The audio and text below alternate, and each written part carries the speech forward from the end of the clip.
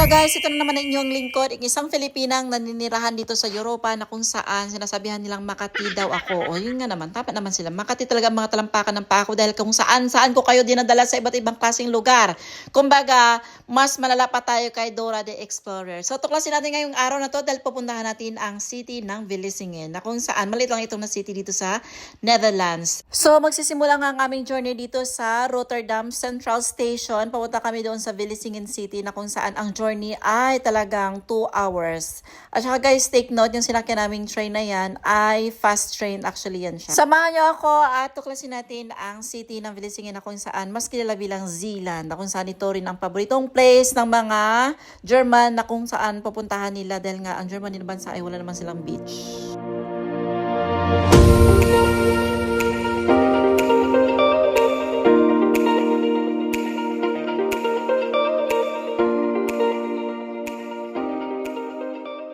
Buting na kami. Tapos, ngayon, maaga pa. So, instead, pupunta na lang kami. Hindi kami makapag-check-in sa hotel. Oh, for the first time, binuhat niya. Lang yan siya nagbuhat ng dami. Iba-iba talaga ugali ng mga lalaki. Meron hindi caring, gano'n. Kaloka. So, yun na nga sabi ko, nabanggit ko, eh hindi nga kami makapag-check-in nga sa hotel kasi nga maaga pa. Tapos alas 4 ang check-in dito. Naluluko ako. Dati alas 2 lang. Oy, dati alas 2 lang na tanghali. Ngayon, nilipat na alas 4 na ang check-in. Grabe itong mga hotel na ito. Palipat-lipat sila ng oras ng check-in. Naluluka talaga ako dito sa Europe. So, ito na guys. Dito na kami sa Vlissingen. Dito na kami sa Zeeland. You see? Dito na kami sa beach. Yes! Look. So, buti ang ganda ng weather ngayon. So, magpa-sunbathing muna kami ngayon dito. Oh, na-miss ko to. Galing ako dito. Ano ito guys? Ito naman na, ayan na naman, oh, mang-agaw na naman siya. Oh, yan, oh, mang-sikwat na naman siya. Mangawat na naman siya. Ibon na yan. Kahit saan talaga dito. Ay, iba ang beauty dito. Ganda. Ayun, oh. I never been this area. No? In this area, yeah. Maybe in Katsan. In Katsan. I never been this area. So, kita niyo ito guys. Ang ganda doon. Oh, cute. Ito medyo mamahal ng hotel to kasi malapit lang sila sa sa beach. Yan, mamahaling hotel. Pero hindi ko I didn't expect now that there's not so much people here. It's summer. I really thought that it's a lot of people, especially like tourists here. Is that well, I think they have a lot of money to travel going to Spain or oh my god. We are just arrived, so we are carrying our bakintol.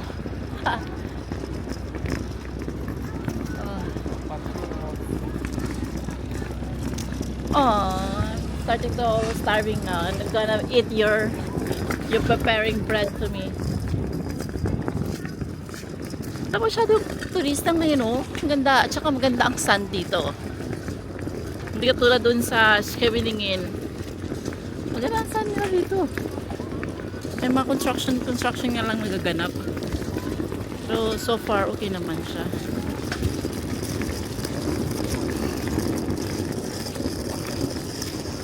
So bababa tayo dito.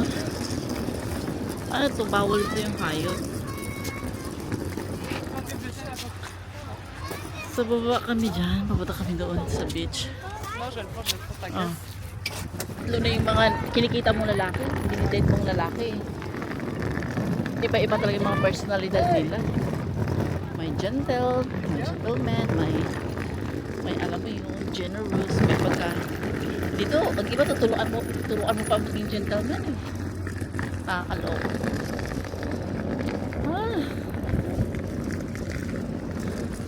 Init. Tapos naka-sombrero pa ako. What are you looking for? No, I want to see sun. That's why. Yeah, but it's a dark sun. What? It's a dark sun. Yeah. But a lot of people. Guys, tingnan nyo guys, ang beach nila. A lot of people also, they always want to take here a spot where a lot of people also are. Yeah. There's something happening. A lot of people see it. We need to remove our shoes na. So what can you say about this place? There's a lot of water. So guys, update ko kayo mamaya continuation for our Belisingen travel here in Netherlands. Okay, see you later. Ipakitol niya ako dito sa mga kalumutan ng dadaan na.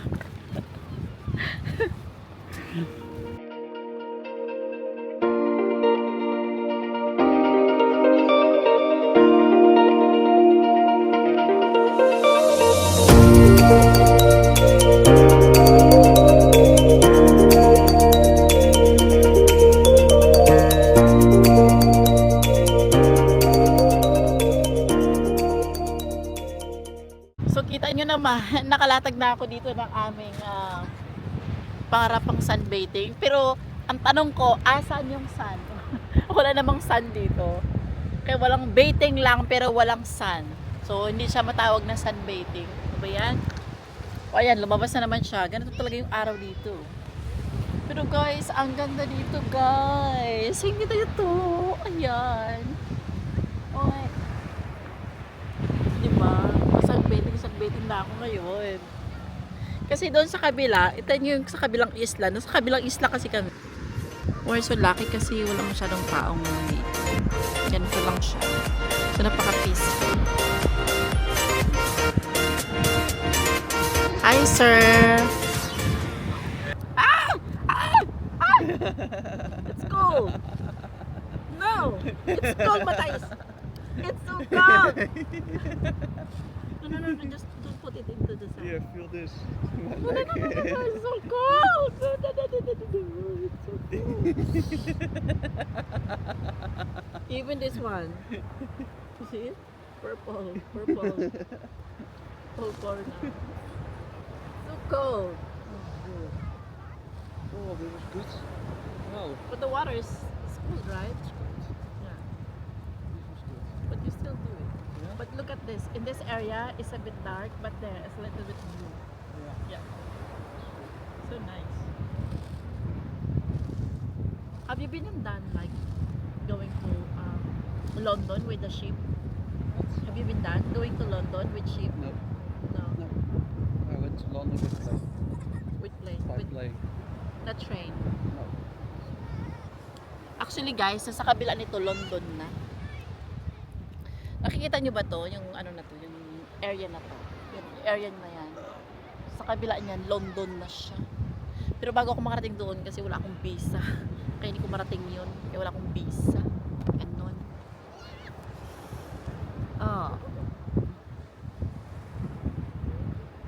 This is what I'm trying to cover my hair because it's gonna be fly.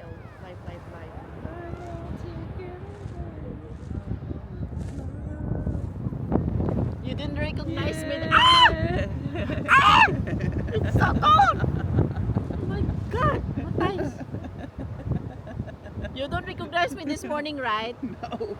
Because I'm wearing Well, like this. Well, He doesn't recognize me because I do like I this. was Like a looking Muslim. also for people who had something on their hair, but you were not there. Yeah? No. You were And we speak a lot. You were You're hiding. standing in the edge. You were hiding. I'm not hiding. You were hiding. No. Because You were I there. saw 5 minutes. It's not good to be fun. It's not good to make fun because it's already 5 minutes and we left. And I said like I think he cannot make it because I was thinking like you just only stepped in from the bus or metro. So guys, narating ko na siya, yung dito yung side na to. And ito yung sinasabi ko, last 2 years ago, nakarating ako doon. Yun ay Katzand sa Zeeland. It's a part din siya ng Zeeland. So Katzand siya doon. So other island siya. Actually hindi siya island. Sa totoo lang kasi dapat paikot siya paikot. And you see here, mas maganda ang tubig dito kasi blue siya. Hindi hamak doon sa Scheveningen kasi hindi. Yan, and dito naman yung area na to, ang kanilang beach. Itong isa na to parang ang boring kasama. Wala siyang thought. So, ang ganda ng area na to dito. Oh, gusto ko. Ay. Mas maganda dito. Tapos dito, oh. Nakaka, kasi wala masyadong mga... Ganda.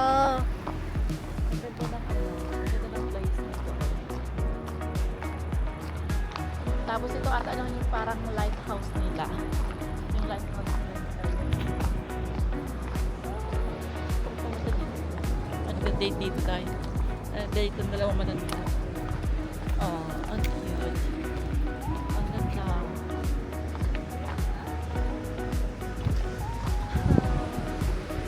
Tapos ito ang sinasabi ko, kasi tinan nyo ang tubig guys. Rare. So minsan lang ako makakita dito sa Netherlands na ang tubig is blue. So, hindi talaga siya, di ba? Hindi siya matawag na blue, pero ganda. Maganda siya. Tapos, yan yung mga ship na yan, mga public transportation siya. Diba? Maganda ng lakad ni Kuya doon, oh. Oh.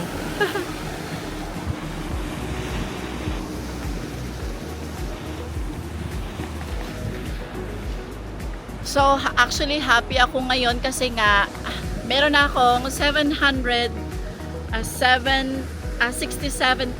followers.